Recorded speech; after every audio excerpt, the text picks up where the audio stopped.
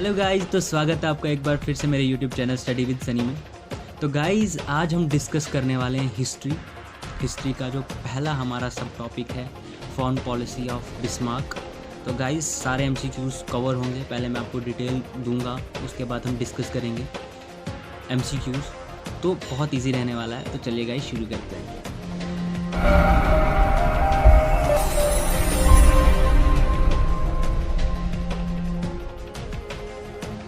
देखो, बिस्मार्क एक ऐसे स्टेट पर्सन थे, एक ऐसे डिप्लोमेट थे जिन्होंने जर्मनी की यूनिफिकेशन के बाद में भी जो यूरोप के अंदर इंटरनेशनल घटनाएं हुई, जो भी मेजर कॉन्फ्रेंसेस हुई, उसमें एक बहुत बड़ा इंपॉर्टेंट रोल निभाया। मेन अब पॉइंट ये उठता है कि उनका रोल था क्या, मेन उनका विजन क्या था, फॉरेन पॉलिसी में क्या कुछ पॉइंट्स थे उनके। उनका मेन मकसद ये था, क्योंकि 1871 की लड़ाई में जर्मनी ने हराया था फ्रांस को, तो बिस्मार्क के अनुसार फ्रांस अब एक जख्मी शेर की तरह है। पुराने समय में एक बड़ा एम्पायर रहा है फ्रांस का, तो फ्रांस को बुरी तरह से जर्मनी ने हराया था। उनको यह लगता था कि फ्रांस अब हर एक वो कोशिश करेगा बदला लेने के लिए। लेकिन बिस्मार्क एक बात ये भी जानते थे कि फ्रांस अकेला बदला नहीं ले सकता जर्मनी से, उनको आवश्यकता पड़ेगी दूसरे देशों की। उस समय देखो, मेन 6 बड़े एम्पायर्स थे। एक Australia Hungary, Russia, France, Germany खुद, और उसके बाद ब्रिटेन, और सबसे लास्ट में इटली। तो लिख सकते हो यहाँ पे ब्रिटेन और इटली। ये 6 बड़े एम्पायर्स थे उस समय, और फ्रांस को करना था आइसोलेट बिस्मार्क को मेनली, और जर्मनी के चांसलर थे बिस्मार्क। तो देखो, इन्होंने क्या किया, बाकी देशों के साथ रिलेशंस मजबूत होने ही नहीं दिए फ्रांस के। उस समय 1871 के बाद ब्रिटेन की जो पॉलिसी थी वो तो गोल्डन आइसोलेशन की थी। ब्रिटेन का कहना था कि हम कॉन्टिनेंटल यूरोप के मैटर में इंटरफेयर नहीं करेंगे जब तक ब्रिटेन के डायरेक्ट रूप से इंटरेस्ट हर्ट नहीं होंगे। बस नेवल सुपरमेसी चाहते थे ब्रिटेन वाले, क्योंकि उनका खुद का कॉलोनियल एम्पायर काफी बड़ा था। इंडिया जैसे कंट्रीज उनकी कॉलोनीज थे उस समय, इसलिए यूरोप के कॉन्टिनेंटल मैटर्स में ब्रिटेन का इंटरेस्ट था ही नहीं। बिस्मार्क ने छेड़ा भी नहीं ब्रिटेन को, और जो नेवल सुपरमेसी थी ब्रिटेन की वो मेंटेन रहने दी। इटली से कोई खतरा लगता नहीं था बिस्मार्क को। इटली के बारे में काफी कम, एक आप कह सकते हैं कि बिस्मार्क को यूं लगता था इटली कोई काम का नहीं है, कुछ नहीं करेगा ये, इसलिए इटली से कोई डर लगता ही नहीं था बिस्मार्क को। मेनली 2 एम्पायर्स थे, एक रशिया और दूसरा ऑस्ट्रेलिया हंगरी। बिस्मार्क की मेन जो फॉरेन पॉलिसी थी वो ये थी कि कुछ भी हो जाए, ऑस्ट्रिया हंगरी और रशिया, इन दोनों देशों के रिलेशंस फ्रांस के साथ मजबूत नहीं होने चाहिए, क्योंकि वो चाहते थे किसी प्रकार का कंफ्लिक्ट ना हो जर्मनी का फ्रांस के साथ। वो स्टेबिलिटी चाहते थे। जर्मनी यूनिफाई हो चुका था, वो चाहते थे अब समय आ गया है जर्मनी की जो इकोनॉमी है वो बहुत मजबूत बने, कोई कंफ्लिक्ट नहीं होना चाहिए। इसीलिए उन्होंने अपनी फॉरेन पॉलिसी में अलायंसेस की नीति अपनाई, यानी उन्होंने सोचा कि ऑस्ट्रिया हंगरी और रशिया के साथ पहले से अलायंस कर लिया जाए ताकि उनके रिलेशंस फ्रांस के साथ मजबूत हो ही ना। सबसे पहले उन्होंने लीग ऑफ 3 एम्परर्स, लिख लीजिए आप, 1873 के अंदर में एक अलायंस उन्होंने बनाया, लीग ऑफ 3 एम्परर्स। कोशिश इसकी गई थी 1872 में। 1872 में एक बर्लिन में कॉन्फ्रेंस हुई थी। हालांकि उस बर्लिन कॉन्फ्रेंस से कुछ नहीं निकल के आया, लेकिन बाद में 1873 में ये लीग स्टैब्लिश की गई थी, लीग ऑफ 3 एम्परर्स। इसमें कौन कौन था? इसमें 3 एम्परर्स थे। जर्मन के एम्परर थे उसमें केसर विलियम फर्स्ट, और ऑस्ट्रिया के एम्परर थे फ्रांसिस जोसेफ। नोट डाउन कर सकते हैं आप, फ्रांसिस जोसेफ। और सबसे लास्ट में रशिया के एम्परर थे अलेक्जेंडर द्वितीय, यानी सेकंड, अलेक्जेंडर सेकंड। ये इन तीनों एम्परर्स की ये लीग थी, league of 3 emperors. Collective security का मेनली कंसेप्ट था, यानी तीनों देशों ने डिसाइड किया कि अगर किसी भी देश पे कोई अन्याय, यानी इन तीनों के अलावा कोई भी देश हमला कर देता है तो तीनों एक साथ आ जाएंगे। जैसे अभी नाटो है ना, नाटो ऑर्गेनाइजेशन है, नाटो में 28 कंट्रीज हैं, 28 कंट्रीज में से किसी पे भी हमला हो जाए तो 28 के 28 एक साथ आ जाएंगे। तो उसी कंसेप्ट पे है ये लीग ऑफ 3 एम्परर्स। लेकिन ये ज़्यादा समय तक चल नहीं सका, ये फेल हो गया ये कंसेप्ट। क्यों फेल हो गया? क्योंकि देखो, उस समय रशिया ने ना क्या किया था, टर्की पे अटैक कर दिया था 1875 के आसपास। 1875 के आसपास रशिया ने टर्की पे अटैक कर दिया था। रशिया अपनी डोमिनेंस बढ़ाना चाहता था टर्की पे। एक ट्रीटी साइन हुई थी, treaty of sense Stefano. Treaty of sense Stefano ज़्यादा इंपॉर्टेंट नहीं है, अगर लिखना चाहो तो लिख सकते हो, सेंस स्टीफेनो। अब देखो, रशिया ने जो ये अटैक किया टर्की पे, ऑस्ट्रिया हंगरी को तो डायरेक्ट रूप से नुकसान पहुंच रहा था। इसके अलावा जो ब्रिटेन और फ्रांस थे वो भी खुश नहीं थे। और इन सभी बड़ी पावर्स के बीच में जो विवाद हुआ, टर्की पे अटैक करने के बाद में रशिया ने जो अटैक किया टर्की के ऊपर, एक कॉन्फ्रेंस बुलाई गई। कहाँ पे? बर्लिन के अंदर। वहाँ पे ये जो कॉन्फ्रेंस हुई वो बिस्मार्क की अध्यक्षता में हुई, क्योंकि बिस्मार्क उसमें काफ़ी ज़्यादा प्रेस्टीज प्रतिष्ठा थी उनकी, तो उनकी अध्यक्षता में बर्लिन में कॉन्फ्रेंस हुई इस विवाद के बाद में, क्योंकि अटैक कर दिया था रशिया ने टर्की के ऊपर।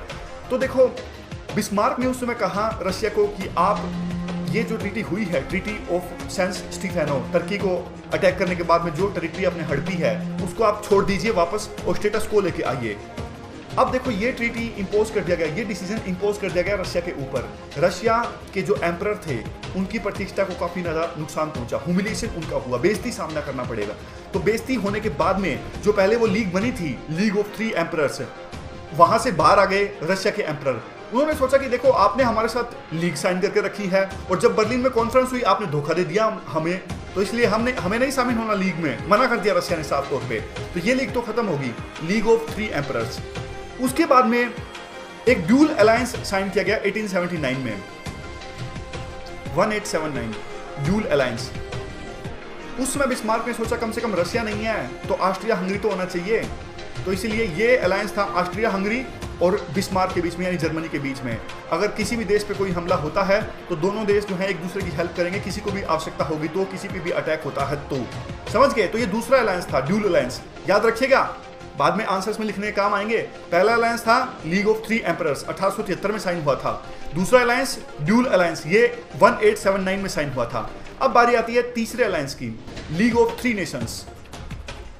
लिख सकते हैं आप, लीग ऑफ 3 नेशंस। ये साइन हुआ था फिर से 1881 में, फिर से उन तीनों के बीच में ही, एक तरफ जर्मनी, दूसरी तरफ ऑस्ट्रिया हंगरी और तीसरी तरफ रशिया। अब आपको लगा होगा कि रशिया, जिसकी अभी भी तो बेइज्जती हुई है, अभी भी तो यूं कह के बाहर निकला था कि आपने धोखा दे दिया, वो फिर से अलायंस क्यों करेगा? क्योंकि देखो, उस समय जो रशिया के पहले राजा थे उनका नाम था अलेक्जेंडर द्वितीय, उनकी मृत्यु हो गई थी। तो नए जो राजा आए थे उनको उतनी ज्यादा खराब मेमोरीज नहीं थी। उनको लगता था कि देखो कोई बात नहीं, जो हो गया सो हो गया, और अभी तो ब्रिटेन की जो नेवल प्रेजेंस है वो बढ़ती जा रही है और इसलिए हमें खतरा है, इसलिए अगर जर्मनी के साथ जुड़ के रहेंगे तो अच्छी बात है, अगर इनके साथ अलायंस करके रहेंगे तो अच्छी बात है। इसलिए नए राजा ने फिर से लीग ऑफ 3 नेशंस बना ली, जर्मनी के साथ में और ऑस्ट्रिया हंगरी के साथ में 1881 में। लेकिन 1887 में बुल्गारिया में रेवोल्यूशन हो गया। तो बुल्गारिया रेवोल्यूशन के क्वेश्चन पे दोनों देशों में फिर से टकराव आ गया। अब की बार जर्मनी नहीं, अब की बार टकराव आ गया ऑस्ट्रिया हंगरी और रशिया के बीच में। अब की बार जर्मनी की कोई गलती नहीं, जर्मनी तो एक प्रकार से न्यूट्रल था, लेकिन ऑस्ट्रिया हंगरी और रशिया दोनों का अलग अलग स्टैंड था बुल्गारिया में जो रेवोल्यूशन हुई उसके ऊपर। तो फिर से ये जो लीग ऑफ 3 नेशंस था ये भी खत्म हो गया। समझ गए? यानी ये आया था 1881 में और सिर्फ 6 साल चल सका। दोनों के बीच में, ऑस्ट्रिया हंगरी और रशिया के बीच में टकराव आ गया, इसलिए ये लीग ऑफ 3 नेशंस हैं, ये भी खत्म हो गया।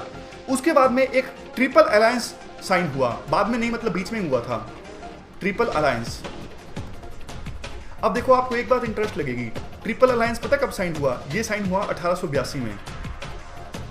तो आपको यूं लगा होगा कि जब ऑलरेडी जर्मनी का अलायंस था ऑस्ट्रिया हंगरी और जर्मनी के साथ में लीग ऑफ 3 नेशंस में, फिर बिस्मार्क को क्या जरूरत थी अलग से एक ट्रिपल अलायंस साइन करने की? और इस ट्रिपल अलायंस में मेनली 3 कंट्री थे, जर्मनी, ऑस्ट्रिया हंगरी और तीसरा इटली। जी हाँ, इटली, जिसके बारे में बिस्मार्क को यूं लगता था कोई काम का नहीं है ये देश, कोई पावर नहीं है, सिर्फ नाम की बातें हैं।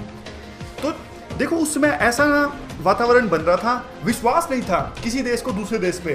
उनको लगता था कि पता नहीं युद्ध होगा तो सामने वाला देश साथ देगा नहीं देगा, इसलिए सीक्रेट अलायंसेस काफी सारे बन रहे थे दिखावे के लिए। एक देश के साथ अलायंस, पीछे पीछे चोरी छुपे सीक्रेट रूप से उसी के दुश्मन के साथ अलायंस, इस प्रकार से कई अलायंस बन रहे थे उस समय।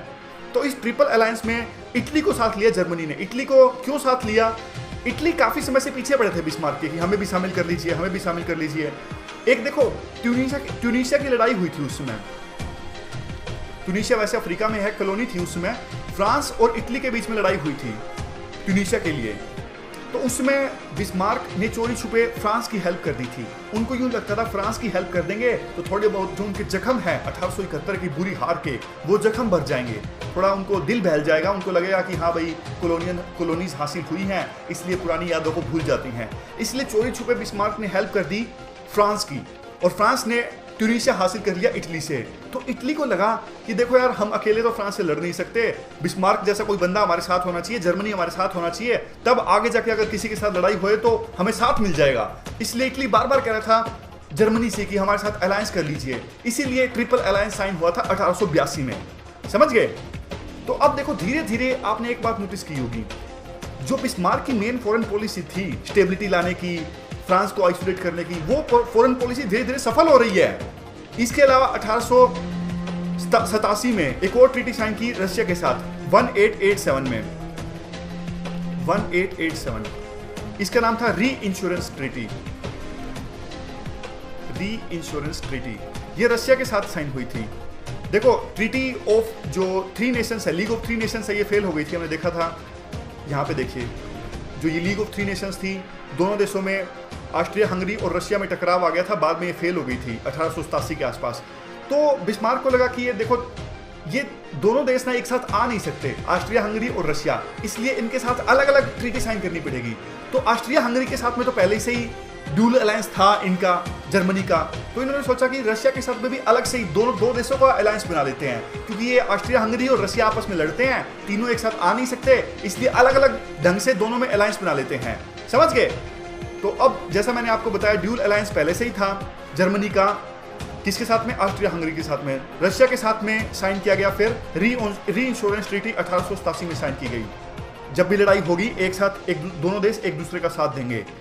लेकिन देखो, ये जो अलायंस था 3-3 साल के लिए था, लेकिन उस समय जो जर्मनी के रूलर थे, जिनका नाम था विलियम फर्स्ट, इनकी मृत्यु हो गई थी, मर गए थे, डेथ हो गई थी इनकी 1888 में। जो नए रूलर आए वो काफी ज्यादा एम्बिशियस थे जर्मनी के, विलियम सेकंड। उनको लगा कि अरे यार, खामखा आपने रशिया के साथ में इस प्रकार का अलायंस बना के रखा है, रशिया में कोई पावर तो है नहीं, लाइबिलिटी है, तोड़ो इसके साथ में अलायंस।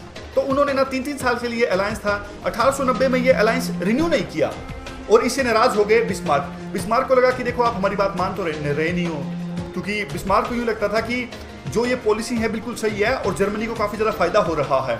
लेकिन नए राजा को यूं लगता था कि अगर इस प्रकार से हम ट्रीटी साइन करके रखेंगे सब देशों के साथ में, तो उनकी टेरिटरी कैसे हड़पेंगे।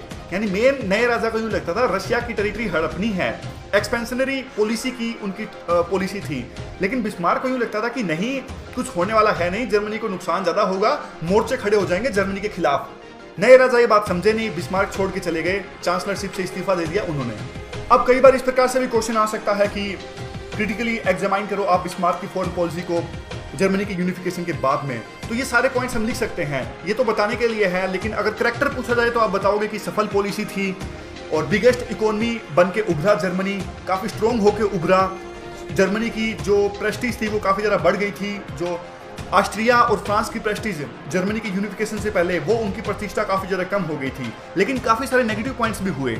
नेगेटिव पॉइंट्स ये हुए, बिस्मार्क के जाने के बाद में जो जर्मनी के नए राजा थे विलियम सेकंड, तो उन्होंने तो ट्रीटीज रिन्यू की नहीं, वो संभाल नहीं इसके पुरानी ट्रीटीज को। तो बाद में जर्मनी के खिलाफ में मोर्चे बनने स्टार्ट हो गए। 1894 में फ्रांस और रशिया एक साथ आ गए। फिर 1904 के आसपास एक एंटांटे साइन किया इंग्लैंड ने और फ्रांस ने। उसके बाद में 1907 में रशिया भी उसमें ऐड आ गया, यानी तीनों के बीच में अलायंस साइन हुआ, जिसमें फ्रांस था, इंग्लैंड था और रशिया था। तो ये अब एक शुरुआत हो चुकी थी फर्स्ट वर्ल्ड वॉर की, क्योंकि देखो उस समय सीक्रेट अलायंसेस काफ़ी ज़्यादा बन गए थे, सारे देश एक दूसरे को शक की निगाह से देख रहे थे। तो उनको लगता था कि जो हथियार हैं वही एकमात्र सोल्यूशन है, अगर युद्ध होता है तो अपने आप पे डिपेंडेंट रहना पड़ेगा। तो इसलिए आर्म रेस चल पड़ी थी, विभिन्न देशों के बीच में हथियारों की एक लड़ाई चल पड़ी थी, कंपटीशन चल पड़ा था। ये सारे कारण धीरे धीरे नींव रखते हैं फर्स्ट वर्ल्ड वॉर की। अगले लेक्चर में हम देखेंगे किस प्रकार से ये सारी जो सर्कमस्टांसिस हैं, सारी जो परिस्थितियां हैं, कैसे फर्स्ट वर्ल्ड वॉर में बदल जाती हैं। तो फिलहाल इस डिस्कशन में इतना ही। Thank you very much for discussion.